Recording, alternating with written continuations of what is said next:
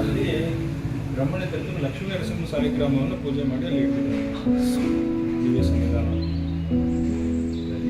ಆಮೇಲೆ ಇಲ್ಲಿ ಅವತಾರ ಕ್ರಿಯೆ ಹನುಮಂತ ದೇವರು ಅಂತ ಇಲ್ಲಿ ಇದಕ್ಕೆ ಹೇಳ್ತಾರೆ. ಯಾಕಂದರೆ 3 ಚಿಹ್ನೆ ಅವತಾರ, ವಾಯುದೇವರು 3 ಅವತಾರ ಚಿಹ್ನೆ ಇಲ್ಲಿ ಸ್ಪಷ್ಟವಾಗಿ ಸಿಗುತ್ತೆ.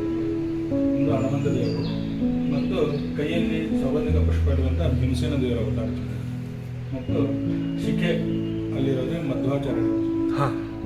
ಹೀಗೆ ಹನುಮ ಭೀಮ ಮಧ್ವರ ಚಿಹ್ನೆ ಇರೋದ್ರಿಂದ ಇಲ್ಲಿ ಅವತಾರ ಕ್ರಿಯೆ ಮುಖ್ಯ ಪ್ರಾಣದೇವರು ಅಂತ ಹೇಳ್ತಾರೆ.